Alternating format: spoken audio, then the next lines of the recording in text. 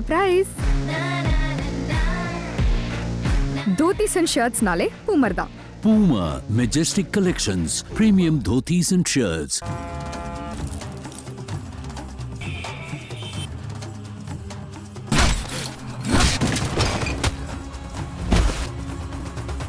அர்ஜுன், நீ இப்போ எப்படி இருக்கியோ எப்பவுமே எப்படி இருப்பியா?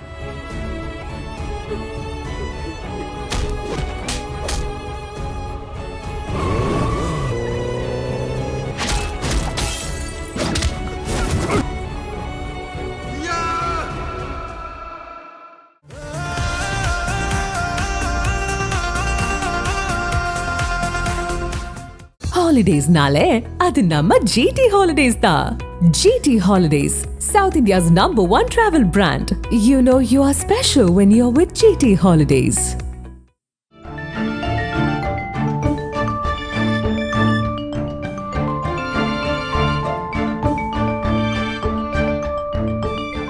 உங்கள் ஜீரண கோளாறுகளுக்கும் வயிற்றெரிச்சலுக்கும் சரியான ஒரு தீர்வு.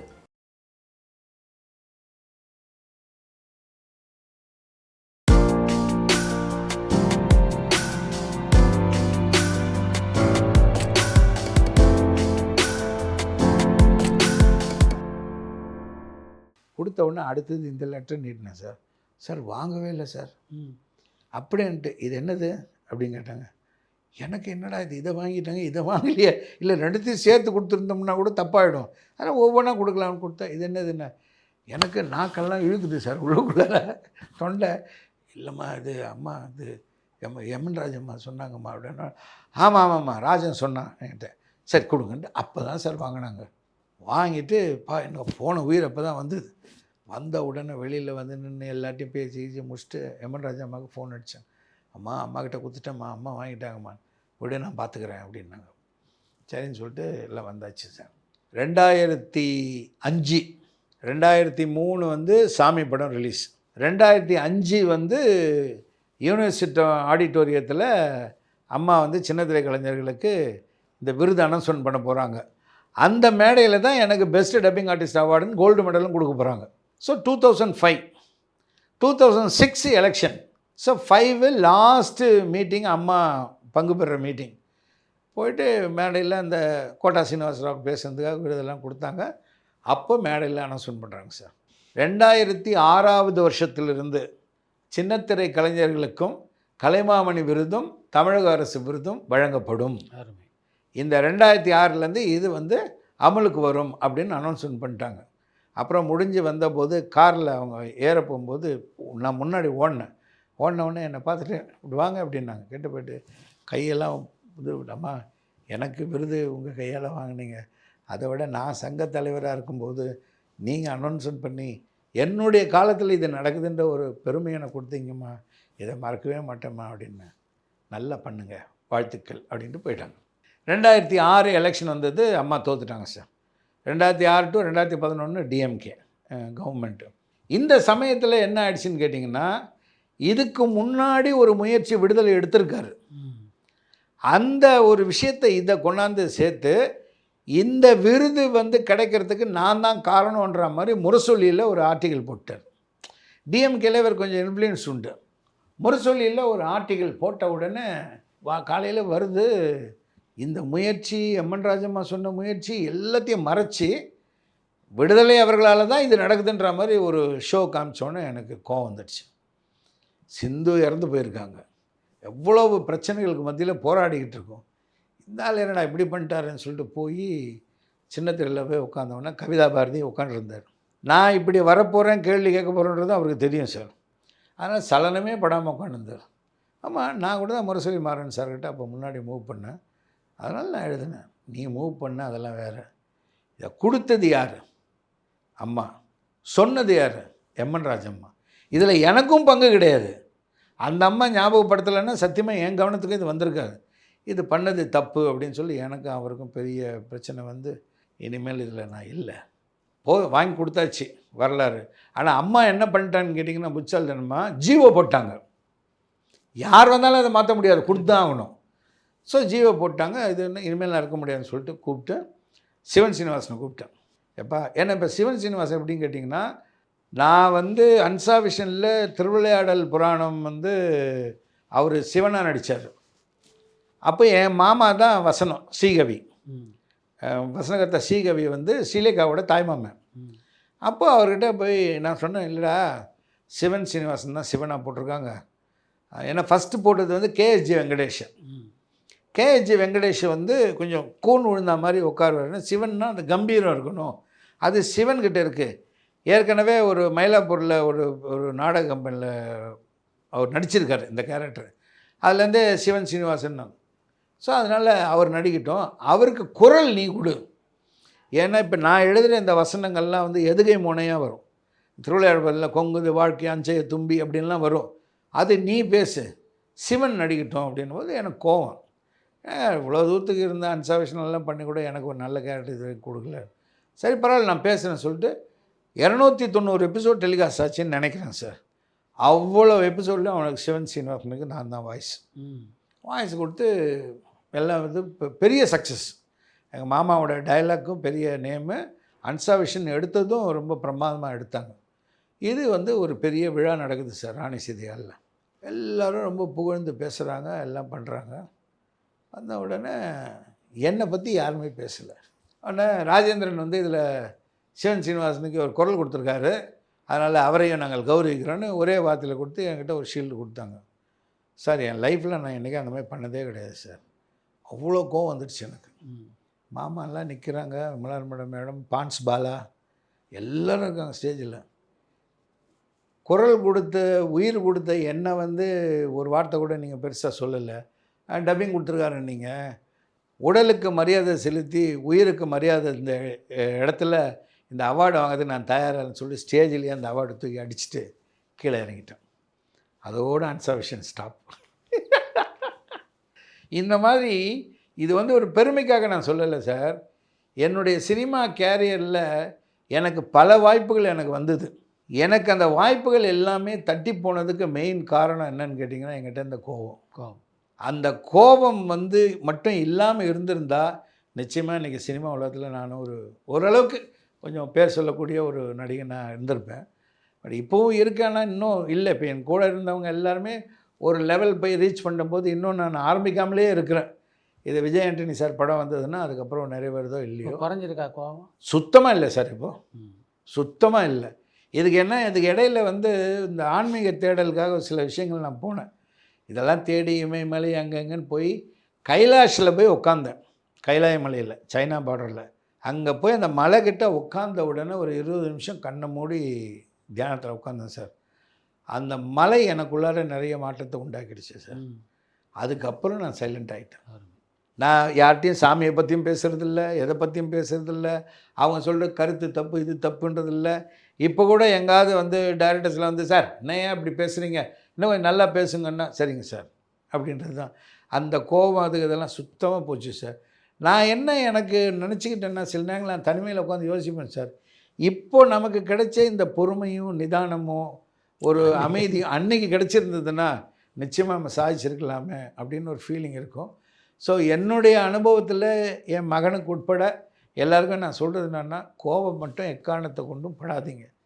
ஒரு நிமிஷம் பொறுமையாக நின்னால் சூழ்நிலையே மாறும். அதை மட்டும் புரிஞ்சுக்கிட்டோம்னு சொன்னால் ஈஸியாக மேலே வந்துடலாம். அதனால் கோபம் வேண்டவே வேண்டாம். பொறுமையும் நிதானத்தையும் கதைப்பிடிங்க. உங்கள்கிட்ட திறமை இருந்து தொழிலை நீங்கள் மதிச்சிங்கன்னா அந்த தொழில் உங்கள் திறமைக்கு ஏற்ற ஒரு உயர்வை கொண்டு வந்து கொடுக்குன்றது தான் சார் என்னுடைய அனுபவம். நான் புரிஞ்சுக்கிட்டது. நீங்கள் அரசபையில் சந்தித்த ஸ்ரீலேகாவை எங்கே திருமணம் பண்ணீங்க? நாங்கள் வந்து லவ் மேரேஜும் கிடையாது சார், ஒன்றுமே கிடையாது. எனக்கு சினிமாவில் நடிக்கணும்னு ஒரு ஆர்வம். இவங்க நாடகம்லாம் வந்து பார்த்துட்ருப்பாங்க. அப்போ என்னுடைய ஒரு நாடகம் வந்து அண்ணாமலை மன்றத்தில் நடக்குது. அந்த நாடகத்தை பார்க்க வாங்கன்னு சொல்லிட்டு நான் அவங்கக்கிட்ட சொல்லியிருந்தேன். அவங்க வந்து அவங்க அப்பாவை கூட்டிகிட்டு நாடகம் பார்க்க வரேன்னு சொன்னாங்க. ஆனால் வரல. ஏன் வரல அப்படின்னு சொல்லிட்டு மறுநாள் இதுக்காக கேட்கலான்னு சொல்லிட்டு நான் போகிறேன். அவங்க அப்பாவுடைய இறுதி ஊர்வலம் போகுது. இங்கே விஜய் ஹாஸ்பிட்டல்கிட்ட நான் பார்க்குறேன். என்னன்னு கேட்டால் அந்த மாதிரி டிவி ரிஹர்சலுக்கு போகும்போது இவங்க ஸ்கூட்டரில் கூப்பிட்டு போயிருக்காங்க என்னோடய மனைவியை அவங்க அப்பா. அப்போ ஏதோ ஹார்ட் அட்டாக்கோ இல்லை வண்டி ஏதோ வந்து ஏதோ ஒரு அதிர்ச்சியில் கீழே விழுந்து இறந்துட்டார். ஸோ பாடி போச்சு, ஒரு மாலை வச்சு. அப்புறம் நான் வீட்டுக்கு போனேன். வீட்டுக்கு போன உடனே அவங்க அம்மா, அவங்க சிஸ்டரு, அவங்க அண்ணன், தம்பி 4 பேர் இருந்தாங்க. அப்போது இவங்க எல்லாருமே ஒரு கணவனை இழந்த குடும்பம் ஒரு மாதிரி இருக்கும்போது, நான் நிறைய அவங்களுக்கு உதவி பண்ண ஆரம்பித்தேன். உதவின்னா இப்போ இந்த ஆக்சிடென்ட் ஃபண்டு வாங்கிட்டு வந்து கொடுக்குறது, போலீஸ் ஸ்டேஷன் போயிட்டு வர்றது, இந்த மாதிரியான சின்ன சின்ன உதவிகள்லாம் ஆம்பளை இல்லாத வீடாச்சே அப்படின்னு சொல்லிட்டு நான் போய் செய்ய ஆரம்பித்தேன். அப்போது அவங்க வந்து செம்ம பீக்கில் இருந்த period. Sreelekha, Goundamani sir, Senthil sir இவங்களோட ஜோடியாக நடிச்சுக்கிட்டே இருக்காங்க. இந்த பக்கம் நாடகம், இந்த பக்கம் டிவி. அப்படி இவங்க போய் நான் போவேன், அவங்க வீட்டில் பேசுவேன், கொள்வேன். அவங்களுடைய பாட்டி ஒருத்தர் இருக்காங்க, மகாலட்சுமி அம்சம் சார் அந்த அம்மா. அப்படி மஞ்சள் பூசிக்கிட்டு பட்டு புடவை தான் கட்டுவாங்க. தெலுங்கு அவங்க, பட்டு புடவை தான் கட்டுவாங்க. அந்த திருஷனை வச்சுக்கிட்டு அப்படி பார்த்த உடனே கையெழுத்து கும்பிட்ற மாதிரி இருக்கும் இவங்க பாட்டி, மிஸ்ஸஸோட பாட்டி. அந்த அம்மா தான் முதல்ல இதை ஆரம்பிச்சுது. நான் அவங்க வீட்டுக்கு போயிட்டு வந்துட்டு இருக்கும்போது அவங்க சொன்னாங்க, நம்ம பொண்ணு சினிமாவில் இருக்குது, அவன் சினிமா நடிகை கல்யாணம் பண்ணிக்கிட்டாங்கன்னா வாழ்க்கை நல்லா இல்லைன்னு நிறைய பேர் பேசுகிறாங்க. இப்போ இந்த பையன்கிட்ட எந்த கெட்ட பழக்கமும் கிடையாது, இவனும் சினிமாவுக்கு, இவனுக்கு ஏன் நீ இவனை கட்டி கொடுக்கக்கூடாது அப்படின்னு வீட்டில் பேசியிருக்காங்க. அப்போ அவங்க அம்மா வந்து இவங்கக்கிட்ட கேட்டிருக்காங்க, நீ கட்டிக்கிறேன் வேணா? இல்லை, எனக்கு அந்த எண்ணமே கிடையாது, நான் சினிமாவில் வரணும் அப்படின்னு தான் எனக்கு இது. அது இல்லாமல் அப்பா வந்து போயிட்டதுனால அப்பாவுடைய எண்ணமும் என் பொண்ணை ஒரு பெரிய நடிகையாக்கணுன்றது தான் அவர் இது, அதுதான் அப்படின்ட்டு. எனக்கும் அந்த எண்ணம் கிடையாது. நான் அப்போ வந்து எங்கள் சித்தப்பா அசோக் லைனில் வேலை பார்க்குறாரு, ஆனாலும் நான் வேலைகளை தேடாமல் நான் சினிமாவில் வரணுன்னு தான் எனக்கும் ஒரு எண்ணம். இப்படி ஒரு நாள் போயிட்டுருக்கும்போது இவங்க வந்து எஸ்பி முத்துராமன் சாரோட ஆர்டிஸ்ட் இவங்க. ஆமாம், ஏவிஎம்மோட செல்லப்பிள்ளை. நம்ம முத்தப்பாண்ணன்லேருந்து எல்லாரும் இவங்களுக்கு ரொம்ப பழக்கம். ஸோ என்னை பற்றி சார் வந்து நல்லா அப்சர்வ் பண்ணியிருக்காரு எஸ்பி முத்துராமன் சார். எனக்கு அப்பா அம்மா எதுவும் கிடையாது, நான் ஒரே பையன்தான் வீட்டில். அப்போ ஒரு நாள் என்ன பண்ணாங்க, திடீர்னு அவங்க வீட்டில் கூப்பிட்டு உட்கார வச்சு, ஏன்பா என் பொண்ணை கல்யாணம் பண்ணிக்கணும்னு. ஐயோ, அந்த எண்ணமெல்லாம் எனக்கு கிடையவே கிடையாதுங்க, கல்யாணம் பண்ணால் காப்பாற்றணும், நானே வேலை வெட்டி இல்லாமல் இருக்கிறேன், நான் வேலைக்கு போகணும், நான் சினிமாவில் நடிக்கணுன்றது தான் ஆசை அப்படின்னு சொல்லிட்டு அவாய்ட் பண்ணுறேன். அவங்க பேசி அந்த பாட்டி தான் ஒரு நாளைக்கு ஒரு 15-20 தடவை பேசும், என் பொண்ணுக்கு வயசாகிட்டே போகுது, கல்யாணம் பண்ணுவேன்னு. அப்புறம் அவங்க அம்மா என்னை கூப்பிட்டு சொன்னாங்க, அப்போ நீங்கள் அசோக் லைனில் வேலைக்கு போனாங்க. அப்போ நான் அவங்கள்ட்ட சொன்னேன், வேறுமா உங்கள் பொண்ணு வந்து கல்யாணம் பண்ணிக்கணுன்றத என் லட்சியத்தை நீங்கள் சாவடிச்சிடாதீங்க, அந்த மாதிரிலாம் எனக்கு எண்ணமே கிடையாது, நீங்கள் பார்த்துக்கலான்னொடனே அது இவங்க எஸ்பி முத்துராமன் சார் காது வரைக்கும் போயிடுச்சு. போன உடனே அவர் வீட்டில் என்ன, எங்கள் வீட்டில் போய்ட்டு நான் யார்கிட்ட கேட்குறது, யாருமே இல்லை, நான் போய் யார்கிட்ட பொண்ணை கல்யாணம் பண்ணி கொடுங்க அப்படின்னு. ஒரு அட்லீஸ்ட் ஒரு கூறப்படுவா ஏதாவது வாங்குறதுக்காக கையில் காசு இருக்கணும்ல, அது கூட கிடையாது எனக்கு. அதெல்லாம் போய் கேட்கும்போது அப்போ எஸ்பி முத்துராமன் சார் ஒரு வேலை பண்ணார் சார். ராஜேந்திரனுக்கு நான் அப்பா, எனக்கு அவனை பற்றி தெரியும், அவன் கேரக்டருக்கு நான் உத்தரவாதம், உங்கள் பொண்ணை அவனை கல்யாணம் பண்ணி வைங்க, அவனை வேலைக்கு போகாத பொண்ணெலாம் எதையும் சொல்லாதீங்க, அவன் இருப்பான், நிச்சயமாக வருவான், நல்லா வருவான், நான் இருந்து இந்த கல்யாணத்தை நடத்தி வைக்கிறேன் அப்படின்ட்டார் சார். ஸோ அவங்க வீட்டில் பேசி எனக்கு அப்பா அம்மாவா எஸ்பி முத்துராமன் சாரும் அவங்க வீட்டில் அம்மாவும் சாரோட ஒய்ஃபு காலமாயிட்டாங்க அம்மா, அவங்க 2 பேரும் தான் நின்று நானும் இவங்களும் அவங்களுக்கு தான் பாத பூஜை பண்ணி நான் வந்து ஸ்ரீலேகா கல்யாணத்தில் தாலி கட்டின ஒரு கொஞ்ச நாள்லேயே பார்த்திங்கன்னா இவங்களுக்கும் எனக்கும் கொஞ்சம் பிரச்சனை வந்தது. அந்த இடத்துல நான் இவங்கள ரொம்ப பாராட்டுவேன், ஸ்ரீலேகா அவங்கள ரொம்ப பாராட்டுவேன். நான் அவங்கள வந்து வாடி போடின்லாம் இது வரைக்கும் நான் கூப்பிட்டதே கிடையாது, வாங்க போங்கன்னு தான். அவங்க என்ன பண்ணாங்க, ஒரு நாள் வந்து அவங்க அம்மா ஏதோ என்னை பற்றி ஏதோ தவறுதலாக சொல்லிட்டாங்க போல்ருக்கு, வேலை வெட்டி இல்லை பையன் அப்படி இப்படின்னு ஏதோ சொல்லிட்டாங்க போல்ருக்கு. எனக்கு என்ன சொன்னாங்கன்னு எனக்கு தெரியாது, இது இவங்க கேட்டாங்க. திடீர்னு செம்ம ஒரு உக்கிரம் மாதிரி வந்து வெறும் பாவாடை சட்டை போட்டிருக்காங்க சார். அதோடது நீ என் புருஷனையே நீ இந்த மாதிரி பேசுகிறியா, நான் அந்த மாதிரிலாம் விட்டு கொடுக்கணும், என்ன தான் நான் பெரிய இருந்தாலும் அவர் என் வீட்டுக்கிட்டு எந்த இடத்துலையுமே என்னை விட்டு கொடுக்காம, இனி உன் வீட்டில் பச்சை தண்ணி கூட நான் சாப்பிட மாட்டேன்ட்டு அவங்களுடைய நகை அது இது புடவை கிடவை எல்லாத்தையும், நான் கட்டின தாலியை தவிர காதுலெல்லாம் எப்போவுமே நகையாக போட்டிருப்பாங்க, இந்த பக்கம் வைர கம்மல் மூக்குத்தின்னு எல்லாத்தையும் பிடுங்கி கழட்டி தூக்கி விசில் அடிச்சுட்டு வீட்டு வாசலில் ஒரு காளியம்மன் படம் ஒன்று இருக்குங்க சார், அந்த படத்தை மட்டும் எடுத்துக்கிட்டு முன்னாடி நானும் எங்கள் வீட்டுக்காரன் பெரிய ஆளாகி காட்டலைன்னா என் பேர் ஸ்ரீலேகா இல்லை அப்படின்னு சொல்லிட்டு என்னை கூட்டிக்கிட்டு அவங்க வெளில வந்தாங்க. வந்துட்டு அப்போ நாங்கள் மகாலட்சுமி ஸ்ரீனிவாச டிஸ்ட்ரிக்டில் இருக்கோம், டி நகரில். வந்துட்டு கிருஷ்ணவேணி தேட்டர் பிளாட்ஃபார்மில் உட்காந்துக்கிறோம் சார். நானும் அவங்களும், என்ன யாருக்கும் தெரியாது, அவங்கள எல்லாருக்கும் தெரியும். போகிற வரவங்களாம் பார்க்குறாங்க, என்னடா அது 2 பேரும் இப்படி உட்காந்துருக்காங்களே அப்படின்னு. இவங்க பாவாடை, ஆம்பளைங்க போடுற சட்டை, அது அவங்க அப்பா சட்டையே என் சட்டையே ஞாபகம் இல்லை, அது உட்காந்துருக்காங்க. என்ன பண்ணுறதுன்னு தெரியல, பிளாங்க் ஆயிடுச்சு சார். அப்படியே யோசனை பண்ணிட்டு இருந்தோம். டக்குன்னு அவங்க தான் என்ன பண்ணாங்க, ராஜேஸ்வரின்னு சொல்லிட்டு ஒரு டப்பிங் ஆர்டிஸ்ட் இருக்காங்க டபுள் டேங்க் காலனியில், அவங்களுக்கு ஃபோன் அடித்தாங்க. அப்போ இவங்க 2 பேரும் தான் பயங்கர டப்பிங்லாம் பேசுவாங்க. அவங்க வீட்டுக்காரர் எடுத்தார் ஃபோனு, பிரபாகரன் சொல்லிட்டு, அவர் காங்கிரஸில் ஒரு கவுன்சிலராக இதாக இருக்கார். என்னம்மா சொல்கிறேன், இந்த மாதிரி ரோட்டில் உட்காந்து, ஒரு நிமிஷம் நான் வரேன்னு சொல்லிட்டு அவர் அங்கேருந்து ஆட்டோவில் வந்து எங்களை கூட்டிக்கிட்டு போனார். ஒன்றுமே இல்லை சார், ஒரு ஒரு ஒரு மூட்டை, அவ்வளோதான், ஒரு சாமி படம், இதை மட்டும் எடுத்துக்கிட்டு டபுள் டேங்க் காலனியில் அவங்க வீட்டுக்கு கூட்டின்னு போயிட்டார். PF-12 அந்த வீட்டில் போயிட்டுன்னா அதுக்குள்ளே அக்கா ராஜேஸ்வரி அக்கா வந்தாங்க. அவங்க ராஜேஸ்வரி அக்கா யாருன்னு கேட்டிங்கன்னா, இந்த பின்னணி பாடகி கல்பனா இருக்காங்கல்ல, இப்போது ஆமாம், TS ராகவேந்தர், தெரியும். ராகவேந்தர் சாரோட ஒய்ஃபோட சிஸ்டர், ஓ, கல்பனாவோட பெரியம்மா, அவங்க அக்காக்கா. அக்கா அப்படின்னு சொல்லிட்டு அவங்க வீட்டில் இருந்து 3 மாதம் அவங்க தான் சார் எங்களை சோறு போட்டு காப்பாற்றுறது. நான் காலையில் வேலை தேடி போவேன், டப்பிங்கு அது இதுன்னு பேசிட்டு வருவேன், இவங்க சினிமா ஷூட்டிங் போவாங்க. டபுள் டேங்க் காலனி தான் எங்களுக்கு எல்லாமே. 3 மாதத்துக்கு அப்புறம் ஒரு நாள் ஒரு பிரபாகர் மாமா வந்து, இப்போ அந்த PF-4 ஒரு வீடு காலியாகுது, அதனுடைய ஹவுஸ் ஓனரு சென்ட்ரல் ஸ்டேஷன் பக்கத்தில் இருக்கிறாரு, அவர்கிட்ட போய் பார்த்து அந்த வீடு நீங்கள் வாடகைக்கு எடுத்துங்க அப்படின்னு. 350 ரூபா. அங்கேருந்து நான் தேடி கண்டுபிடிச்சி போனால் அவங்க ஹஸ்பண்ட் அண்ட் ஒய்ஃபு தங்கமானவங்க 2 பேரும். போய் பார்த்தோன்னே, சார் இந்த மாதிரிலாம் நடந்ததுன்னு எல்லா விஷயத்தையும் சொல்லி, அப்போ என்ன பண்ணாரு, ஒன்றும் இல்லை, நீங்கள் வாழ்க்கை நல்லபடியாக ஆரம்பிங்க, உங்களுக்கு எல்லாம் நல்லதாக நடக்கும், 10 ரூபா மட்டும் எனக்கு அட்வான்ஸ் கொடுங்க அப்படின்ட்டு வெறும் 10 ரூபா வாங்கிட்டு அந்த வீடு எங்களுக்கு கொடுத்தாரு சார். அந்த வீட்டில் தான் எங்கள் வாழ்க்கையை நாங்கள் ஸ்டார்ட் பண்ணுறோம். இடையில இவங்க வந்து கூப்பிட்டாங்க, எல்லாம் வாங்கணும். திரும்பவும் நாங்கள் வந்து, என் புருஷனை நீ எப்படி அந்த மாதிரி பேசுனியோ அவரோட நான் கம்பீரமாக வந்து உன் வீட்டு வாசலில் உங்க நிற்கிறதுக்கு வரும், ஆனால் கேட்குறதுக்கு இல்லை, எப்படி போனேன் நாங்கள் இப்போ எப்படி ஆகிட்டோம் பற்றி அப்படின்னு காட்டுறதுக்கு வருவேன். இப்போ வரா மாதிரி இல்லைன்னு சொல்லி வைராக்கியமாக நின்று இன்றைக்கி இந்த அளவுக்கு நாங்கள் 2 பேருமே வளர்ந்துருக்குறோம். அப்படின்னா 2 பேருமே உழைச்சோம். ஆனால் அதில் மிகப்பெரிய வைராக்கியம், ஒரு ஸ்டெபனான ஒரு மைண்டு வந்து அவங்களுக்கு தான் இருந்தது. அவங்க தான் ரொம்ப இதில். எனக்கும் கொஞ்சம் சில நேரங்களில் சாஃப்ட் கார்னர் வந்துடும் சார். அவங்க அசரவே மாட்டாங்க. அப்படி அந்த மாதிரி ஒரு நிலைமைக்கு நம்ம போய் வாழணுன்ற அவசியமே கிடையாது. அப்புறம் எதுக்கு நான் வந்து உங்களை கல்யாணம் பண்ணணும், நான் ஒரு பெரிய டாக்டராகவோ ஒரு வக்கீலாகவோ கம்பேர் பண்ணேன். எந்த வகையிலும் அவங்களுக்கும் எனக்கும் சம்மந்தமே கிடையாது சார். மலைக்கும் மடுவுக்கும் இருக்கிறது தான் டோட்டலு. நான் வந்து வேஸ்ட்டு.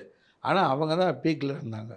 ஆனால் அவங்கக்கிட்ட என்ன எனக்கு ரொம்ப பிடிச்சதுன்னா 2 விஷயம் சொல்லணும் சார். ஒன்று, எந்த இடத்துலையுமே என்னை விட்டு கொடுக்க மாட்டாங்க, அது ஒரு பெரிய குணம். 2வது வந்து நல்ல சாப்பாடு நான் சாப்பிட்டது இவங்களை கல்யாணம் பண்ணதுக்கப்புறம் தான். அப்போல்லாம் நீங்கள் என்ன பழைய ஃபோட்டோலாம் நான் காட்டுறேன் உங்ககிட்ட பாருங்கள். ஒரு மழையில் நனைஞ்ச ஒரு நாய் குட்டி எப்படி இருக்கும் அந்த மாதிரி தான் சார் இருப்பேன் நான். ஒரு ஜில்பா தலை மாதிரி வச்சுக்கிட்டு, ஒரு மாதிரி பெல் பாட்டம், அப்போ ஃபேஷனு அது ஒன்று போட்டுக்கின்னு, ஒரு மஞ்சள் ஷூ, இப்படி தான் போட்டுருப்பேன். ஆனால் அது எல்லாத்தையும் பொருட்படுத்தாமல் அவன் நல்ல மனுஷன் அப்படிங்கிற ஒரே காரணத்துக்காக இவங்க ஏற்றுக்கிட்டாங்க. நல்ல ருசியாக சமைச்சு போட்டாங்க. காலையில் ஷூட்டிங் கிளம்புவாங்க சார். எனக்கு வேலை வெட்டி இல்லை, வீட்டில் உட்காந்துருப்பேன். காலைல ஷூட்டிங் கிளம்பும்போது 5 மணிக்கெலாம் எழுந்திரிச்சு ஒரு ஃப்ளாஸ்கில் காப்பி, ஒரு ஃப்ளாஸ்கில் டீ, இட்லி, சட்னி எல்லாத்தையும் செஞ்சு வச்சுட்டு போவாங்க. அதே மாதிரி நாங்கள் டபுள் டேங்க் காலனி இருக்கும்போது பக்கத்து வீட்டில் இதுலேயே வெளியே இப்படி வந்தோன்னே அங்கே ஒரு இட்லிக்காரமாக இருப்பாங்க. அவங்ககிட்ட மத்தியானம் அவருக்கு வந்து சாப்பாடு வேணுமான்னு போய் கேளுங்க. கேட்டான்னா அவர் என்ன சாப்பிட்றாரோ பண்ணி கொடுக்க சொல்லுங்கள், காசு நான் வந்து நான் கொடுத்துட்றேன் அப்படின்ட்டு. எந்த வகையிலுமே எனக்கு கஷ்டம் இல்லாமல் ஷூட்டிங்லேயும் பிஸியாக இருந்துக்கிட்டு, நாடகத்துலேயும் நடிச்சுக்கிட்டு என்னையும் காப்பாற்றினவங்க அவங்க தான். எந்த காலகட்டத்தில் விஜயகாந்துக்கு அந்த அளவு அவங்க உதவி பண்ணாங்க? அதான் எப்படின்னு கேட்டிங்கன்னா சார், மதுரையிலேருந்து விஜயகாந்த் சார் இங்கே சென்னையில் நடிக்கிறதுக்கு வராங்க அப்படின்னு அவங்க முடிவெடுத்த உடனே அங்கே ஒரு டிஸ்ட்ரிபியூஷன் கம்பெனி இருக்குது, அவர் முஸ்லீம் பேர் மர்சூக். அவர் வந்து விஜயகாந்த் சார் அடிக்கடி அந்த கம்பெனியில் போய் உட்காந்துருப்பாராம். அவரும் இவங்க அப்பாவும் ஃப்ரெண்ட்ஸ். ஏன்னா இவங்க அப்பாவும் டிஸ்ட்ரிபியூஷன் கம்பெனி வச்சுருந்தார், கல்பனா என்டர்பிரைசஸ்ன்னு சொல்லிட்டு.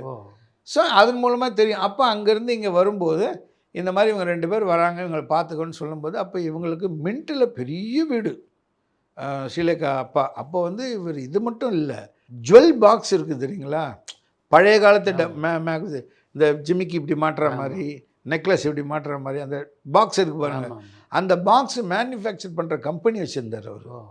ஸோ ரொம்ப வசதியானவங்க சார். இவ்வளோ பெருசுக்கு இந்த தாம்பு கயிறுன்னுவாங்கள்ல, அந்த மாதிரி போட்டு ஒரு புலி செயின் போட்டு, அந்த புலி செயின் அவர் தொப்பையில் எப்படி விழும் சார், அப்படி உட்காந்துருப்பார் நாயுடு அவங்க அப்பா. தங்கமான மனுஷன். ஸோ அவர் சொல்லும் மூலமாக இங்கே பழக்கம்.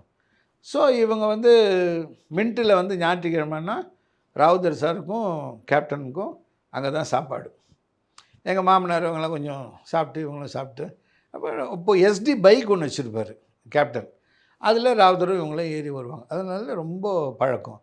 இன்னொரு பெரிய விஷயம் என்னன்னு கேட்டிங்கன்னா, இவர் வந்து இந்த சாங் வருவாங்க சார், ஏதோ நினைவுகள் மலர், இந்த பாட்டு வந்து அந்த பாட்டில் விஜயகாந்த் சார் நடிக்க போகும்போது விஜயகாந்த் சாருக்கு டான்ஸ் மூமெண்ட்டு கம்போஸ் பண்ணி இப்படி தான் ஆடணும்னு சொல்லி கொடுத்தவங்க ஸ்ரீலேகா. ஆமாம். அதுலேருந்து விஜயகாந்த் சாருக்கு எங்கள் வீட்டு பேரில் ஒரு மரியாதை உண்டு. ஸோ அவங்க சிஸ்டர்லாம் அவங்களுக்கு கூட ஏதோ பழக்கம் போல் இருக்குது. ஸோ அந்த வகையில் ஒரு இது சாப்பாடு. பட் அதெல்லாம் வந்து நன்றியோடு நினச்சி சொல்லணுன்ற அவசியம் இல்லையா சார், அதை நினச்சி சொன்னார் சார். இன்னொன்று, நடிகர் சங்கத்தில் ஃபஸ்ட்டு வந்து எனக்கு அவர் அறிமுகமான போது ராதாரவியோட ரொம்ப க்ளோஸ் ஃப்ரெண்டு, அவங்க 2 பேரும் அண்ணன் தம்பி மாதிரி பழகுவாங்க அப்படின்னு தான் விஜயகாந்த் சார் தெரியும். அப்புறம் ஒரு தடவை எங்கள் வீட்டில் வந்து அவரை பார்க்குறதுக்கு வந்தாங்க. அப்போ தான் அவருக்கு தெரியும் ஸ்ரீலேகாவோட ஹஸ்பண்டு தான் ராஜேந்திரன் தான் அப்படின்ட்டு. அதுலேருந்து என் மேலே அவருக்கு வந்து ஒரு தனி பாசம் சார். எங்கே வந்தாலும் எங்கே நின்னாலும் சரி, எதுவாக இருந்தாலும் என்னை தான் கூப்பிடுவார் முதல்ல வந்துட்டு.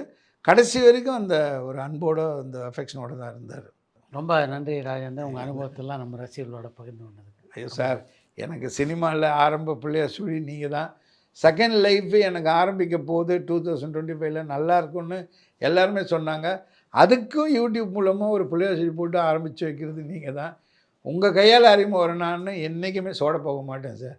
ஏன்னா உங்கள் நல்ல மனசு, உங்கள் நல்ல எண்ணம் என் வாழ்க்கையில் என்னை வழி நடத்தி அழைச்சிட்டு போக நம்பிக்கை எனக்கு இருக்குது சார். நன்றி.